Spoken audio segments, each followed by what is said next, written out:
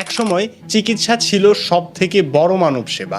Doctor হতে পারলে মানুষ নিজেকে সার্থক ভাবত। কি এমন হলো যে চিকিৎসার মতো মহান মানব সেবা আজ মানুষের সব থেকে বড় অভিযোগের জায়গা হয়ে গেল? আজ চিকিৎসার সেক্টর হয়ে গেছে সব থেকে বড় প্রফিটেবল বিজনেসের সেক্টর। কেন? সবকিছু ভেঙে বলার দরকার নেই, আমি 100% শিওর আপনি একবার হলেও এই ফাঁদে পড়েছেন। হাসপাতাল অথচ পরীক্ষা নিরীক্ষার বেশিরভাগই বেসরকারিতে। আসছে সরকারি মেডিকেল টেস্ট করার জন্য, মানে ওনারা বলতেছে মেশিনের সমস্যা, এই সমস্যা। সাধারণ একটা রোগের কথা বলতে গেলেও শুধু টেস্ট আর টেস্ট বলে টাকা খসানোর ধান্দায় থাকে সকল ডাক্তার। যদি একটা মৃত মানুষকেও নেওয়া হয় বলবে আগে টেস্ট করান। সরকারি হাসপাতালে বরাদ্দ সব টাকা সিন্ডিকেটরা ভাগাভাগি করে নিয়ে আমাদের দেয় ময়লা আবর্জনায় ভরা একটা অসুস্থকর থাকার জায়গা, তাও খুবই সস্তা বেডে। ও আচ্ছা, বেড কথাটা শুনে মনে হলো বেডও তো একটা সোনার হরিণ, সেটা আবার সবাই পায় না। যদি আপনার খুবই ভালো মাপের বড় মামা চাচা থাকে তাহলে আপনি বেড পেতে পারেন, তাও খুবই নর্মাল বেড।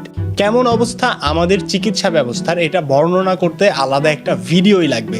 যদি আপনারা তা চান আমি অবশ্যই বানাবো। কিন্তু আমাদের আজকের বিষয়, কেন এমন হলো? কেন চিকিৎসার মতন মহান কাজ আজকে ব্যবসা হয়ে গেল? কেনই বা ডাক্তারদেরকে শুনতে হয় পকেট কাটার মেশিন? এর পেছনে আছে চারটি খুবই বড় কারণ, এবং আমরা আজকে এই চারটি পয়েন্ট নিয়ে কথা বলবো যে কেন এমন হলো। প্রথম পয়েন্ট, ইনভেস্টমেন্ট উসুল। এখনকার বেসরকারি হাসপাতালগুলো কোনো চ্যারিটি না, বরং এগুলো এক একটা বড় বড় প্রফিটেবল কোম্পানি। কোটি কোটি টাকা খরচ করে দামি দামি মেশিন কেনা হয়। এখন এই টাকা ওনারা পকেট থেকে দেবে না, ওই যে মেশিনের কিস্তি আর ইনভেস্টের লাভ তুলতে গিয়ে শুরু হয় টেস্টের খেলা। একটা নর্মাল মাথা ব্যথা নিয়ে গেলেও এমআরআই ধরিয়ে দিয়ে বলা হয় টেস্ট করে আসেন, যাতে মেশিনের খরচটা আপনার আর আমার পকেট থেকে উসুল হয়। হাসপাতাল থেকেই কিনতে হবে রক্তের ব্যাগ আর ইনজেকশন, তাও ডাবল টাকা খরচ করে।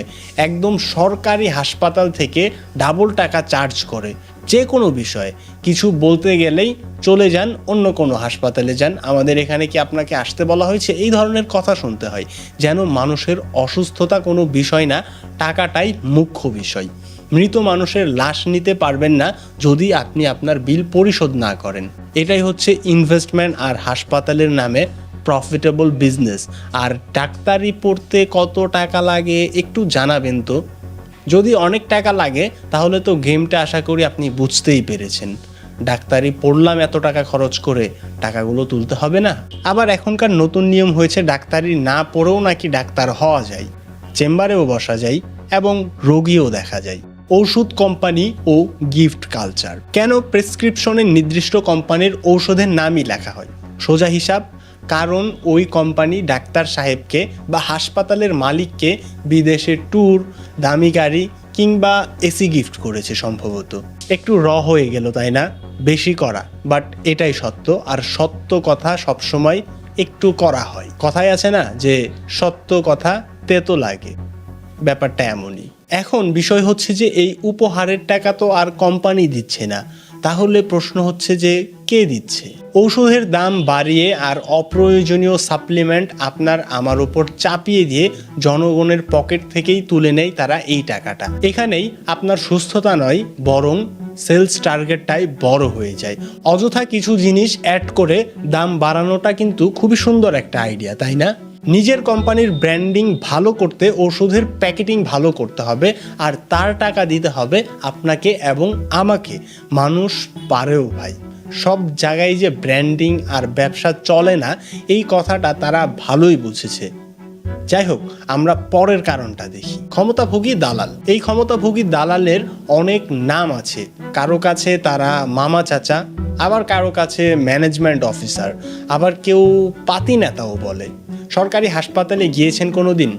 দেখবেন সিট নেই, ট্রলি নেই, এমনকি স্ট্রেচারও খালি নেই, কিন্তু এই দালালের হাতে কয়েক টাকা ধরিয়ে দেবেন কিংবা কিছু আপনি কন্ট্যাক্ট করবেন তার সাথে, অথবা কোনো নেতার রেফারেন্স দিবেন শুধু, তাহলেই দেখবেন যে সাথে সাথে আপনার সামনে সব কিছু হাজির।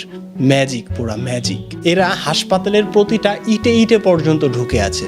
আপনি যখন একটা অসুস্থ স্বজনকে নিয়ে হাসপাতালের বারান্দায় কাতরাচ্ছেন, এরা তখন আপনার অসহায়ত্বের সুযোগ নিয়ে পকেট কাটার ধান্দা করে। অ্যাম্বুলেন্স সিন্ডিকেট অথবা বেড বাণিজ্য, সব জায়গায় এদের রাজত্ব চলে। এরা মূলত মানুষ রূপের শকুনের থেকেও খারাপ, যারা মানুষের জীবন মৃত্যু নিয়ে ছিনিমিনি খেলে।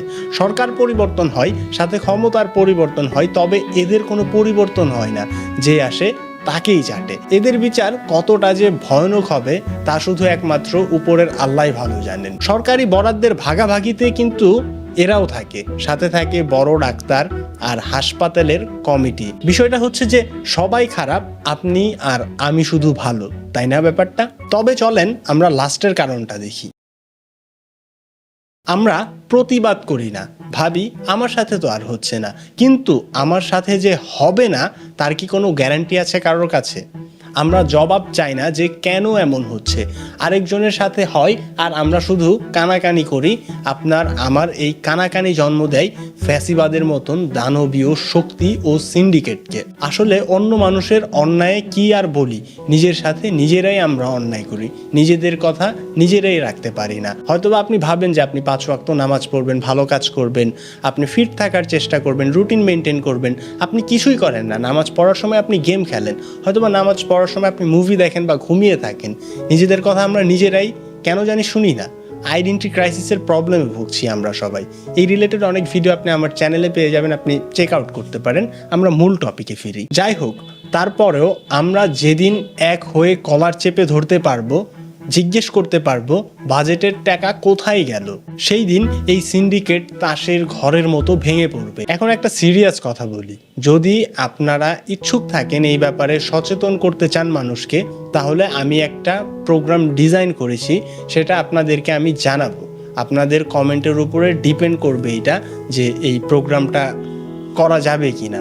যদি মানুষজন ইচ্ছুক হয় তাহলে আমার কাছে প্ল্যান আছে, এবং আমরা এই ব্যাপারটা নিয়ে কাজ করব যে কেন চিকিৎসা খাতের এত প্রবলেম এবং এই প্রবলেমটা ঠিক করতে আমরা কি কি করতে পারি। So that was the video actually. এইখানে আমাদের চিকিৎসার খাতে এরকম প্রবলেমগুলো আমরা সবাই ফেস করছি। আমার ভাতিজি, ওর ব্রেন টিউমার হয়েছে এবং প্রায় 3 মাস যাবৎ হাসপাতালে যাচ্ছে, দৌড়াদৌড়ি করছে, বাসায় আসছে, ও ঘুমাতে পারে না, ওর অনেক কষ্ট হয়, ওষুধের উপরে বেঁচে আছে। অত বেশি টাকা পয়সা আলা মানুষজন না, সো ওষুধগুলো কিন্তু অনেক টাকা পয়সা খরচ হয়ে যাচ্ছে, মানে অনেক ঝামেলা। 3 মাস ধরে ট্রিটমেন্ট করানো যাচ্ছে না, কারণ ট্রিটমেন্ট করানোর জন্য একটা বেড লাগবে, ভর্তি হতে হবে, ডাক্তারের শিডিউল লাগবে। এই জিনিসগুলো 3 মাস যাবৎ পাওয়াই যাচ্ছে না। সো এই হচ্ছে ব্যাপার। এই ব্যাপারে আমাদের হয়তোবা কিছু করা দরকার। এখন যদি না করা হয়, কখনো করা হবে না। হ্যাঁ, এখন একটা নির্বাচিত সরকার আছে, আমরা এই ব্যাপারটা নিয়ে জোরদার দিলে হয়তোবা এখান থেকে ভালো একটা কিছু আসবে। অ্যান্ড ভিডিওর মধ্যে যেমনটা বলছিলাম, আমরা আসলে নিজেদের কথাই শুনি না, মানি না। এখন হয়তোবা আপনি এই ভিডিওটা স্কিপ করে অন্য একটা ভিডিও দেখবেন এবং এই ভিডিওর সব কিছুই আপনি ভুলে যাবেন। সো এটাও কেন হয় যে আপনি কোনো কিছু এত গুরুত্বপূর্ণ ভিডিও দেখছেন, আপনি পডকাস্ট দেখছেন অথবা বই পড়ছেন, কিন্তু আপনি কোনো কিছু শিখতে পারছেন না, নিজের লাইফে ইমপ্লিমেন্ট করতে পারছেন না।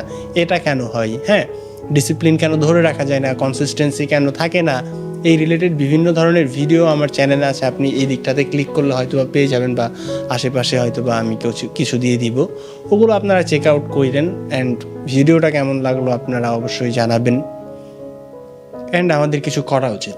লাস্ট কথা হচ্ছে যে আমাদের কিছু করা উচিত, দ্যাটস ইট।